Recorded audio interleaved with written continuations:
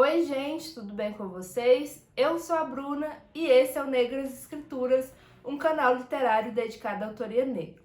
O vídeo de hoje nós vamos conversar sobre esse livro aqui, E Eu Não Sou Uma Mulher, da Bell Hooks. É a primeira publicação da carreira da Bell Hooks, então a gente vai ver em outros livros dela, ela questionando, ela atualizando vários argumentos que ela apresenta aqui. Para esse vídeo não ficar muito longo, eu separei algumas questões para a gente discutir. Essa vai ser uma resenha pontuando especificamente alguns capítulos e algumas hipóteses e argumentos que eu acho muito interessante para a gente conhecer o início do pensamento, da trajetória da Bell Hooks. Esse livro, para começo de conversa, ele foi publicado em 1981, assim como o livro da Angela Davis, e as duas autoras elas estão discutindo as mesmas questões, que é a mulher negra na sociedade estadunidense é a base da pirâmide societal, é ela o grupo mais explorado da sociedade. Elas vão construir esse argumento a partir da análise histórica da construção da sociedade estadunidense, isso é através de dados da época da colonização, relatos de pessoas escravizadas. Elas vão montar toda uma trajetória para fazer essa reflexão. No caso da Bell Hooks, em específico, ela vai construir esse livro a partir do discurso, da Sojourner Truth, que é uma ativista estadunidense do século XIX, que durante uma conferência sobre as mulheres, ela vai fazer essa questão: e eu não sou uma mulher? Eu que pari tantos filhos, eu que trabalhei na roça igual a um homem. Quando eu vou na rua atravessar as poças de lamas, por exemplo, os homens não são cavalheiros comigo. Por que será? Porque será que eu não sou uma mulher? Ela vai fazer esse questionamento no discurso dela.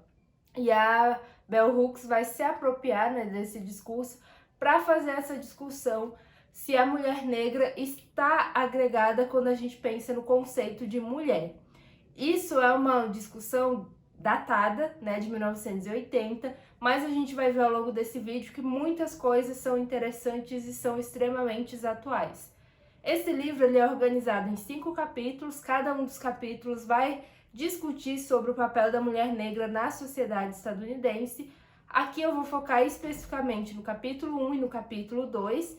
O capítulo 1 ele é o capítulo mais extenso da Bell Hooks, em que ela vai construir todo o argumento, ela vai mostrar pra gente a linha de argumentos que ela vai trazer ao longo do livro.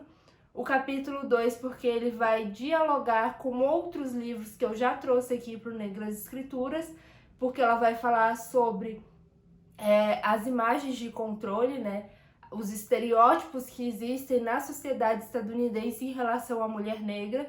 Então isso vai dialogar com o livro da Patricia Hill Collins, O Pensamento Feminista Negro, vai dialogar também com imagens de controle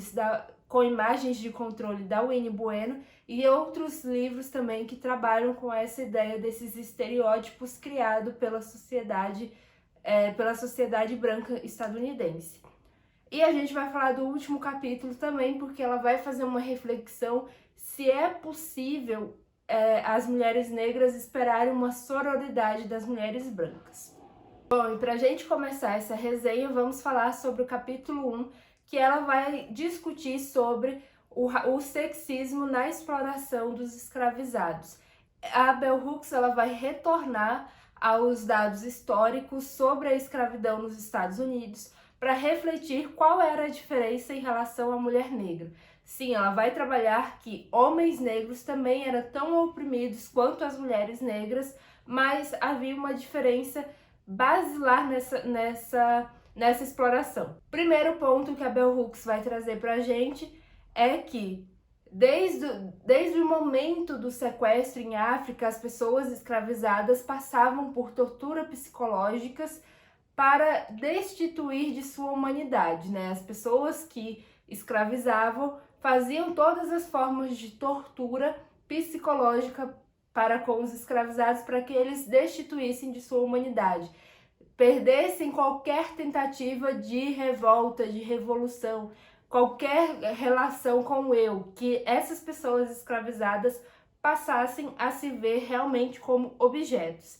Então ela vai narrar todo esse processo de tortura E um dos pontos que ela vai elencar como um processo de tortura que vai diferenciar os homens negros das mulheres negras é justamente o medo do estupro. O estupro vai ser usado como um artifício para mobilizar, para organizar o comportamento das mulheres negras, porque tanto o ato em si quanto o medo desse ato vai fazer com que as mulheres negras não tenham tanta resistência, né? Elas vão ponderar as suas ações de resistências, de revolta, por causa desse medo existente do estupro. Então ela vai narrar pra gente que essa violência sexual é o que garante a diferença entre a exploração dos homens negros e das mulheres negras.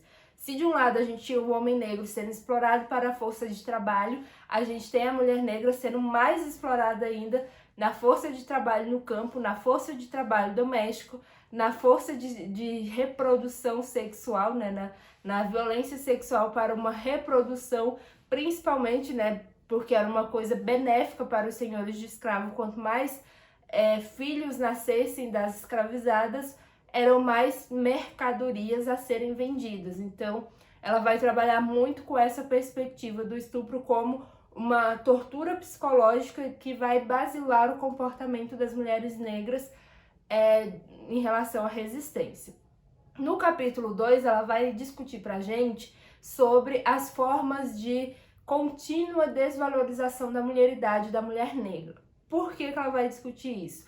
Durante o século XIX, a gente vai ter uma mudança na perspectiva de mulheridade, né? A gente tinha uma perspectiva de que a mulher era a pecadora original, né? Se a gente pensar, por exemplo, a Eva como a figura que leva o Adão a cometer o pecado original, então a figura da mulher como essa malícia, como essa mulher que causa a saída do Jardim do Éden, vai haver uma mudança nessa perspectiva de que a mulher era a causadora do pecado original, porque a gente vai ter a criação de uma ideia de mulheridade branca, que é uma mulheridade baseada na pureza, baseada na inocência, numa visão de quase deusa. Então ela vai dizer, enquanto a sociedade, né, sociedade, leia-se aqui, principalmente os homens brancos, vão construir uma ideia de mulheridade branca, que é essa mulheridade da pureza, ao mesmo tempo eles vão construir uma ideia de mulheridade da mulher negra, que é uma ideia da perversidade, de uma sexualidade aguçada, de toda a maldade, todos aqueles estereótipos que já existiam em relação às mulheres. Se a gente pensar na Inquisição, todos aqueles processos históricos vão acarretar também na mulher negra junto, né, tudo isso, mais a questão dessa sexualidade. Por que ela vai também explicar isso pra gente? Porque assim você consegue controlar o comportamento das mulheres negras e das mulheres brancas, e você ainda consegue justificar, eu tô dizendo a sociedade, né? A sociedade branca, dessa supremacia branca estadunidense, vai usar essa perspectiva dessa sexualidade aguçada da mulher negra para justificar todas as formas de estupro que aconteceu no período escravocrata e no pós-escravidão. Nesse capítulo em específico, ela tá narrando pra gente quais são as consequências da escravidão, né? Quais foram as consequências de todo esse processo escravocrata para as mulheres negras nos Estados Unidos. Uma das consequências principais que a gente vai ter é a criação das imagens de controle.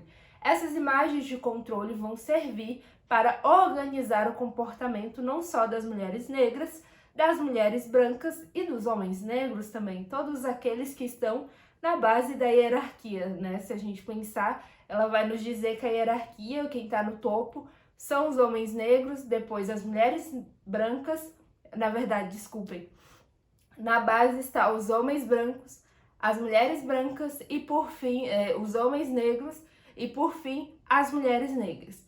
Então, ela vai nos dizer que todas essas consequências vão garantir o comportamento, né? As imagens de controle vão controlar e organizar o comportamento de todos esses grupos que estão abaixo dos homens negros. E para a gente conversar um pouquinho sobre o último capítulo, ela vai falar sobre se é possível se é possível existir sororidade das mulheres brancas para com as mulheres negras. Nesse capítulo, ela vai fazer uma análise do movimento feminista como um todo, desde o movimento sufragista, do movimento feminista dos anos 60.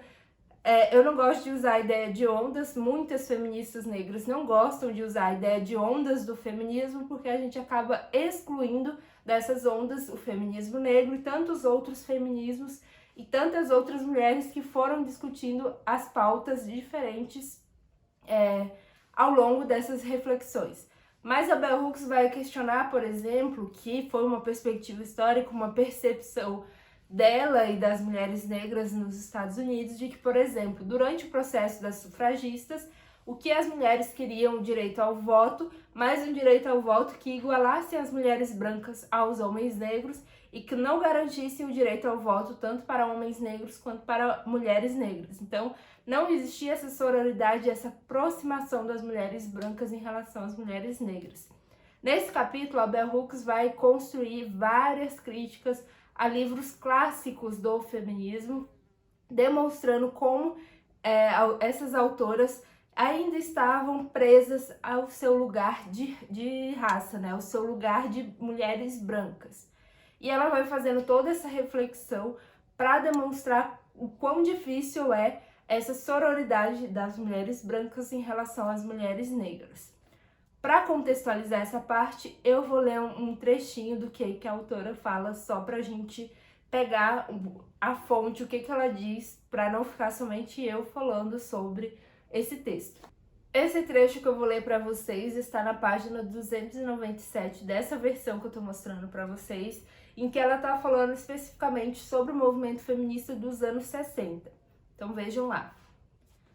As feministas negras descobriram que a sororidade, para a maioria das mulheres brancas, não significava renunciar à fidelidade de sua raça, classe e preferência sexual.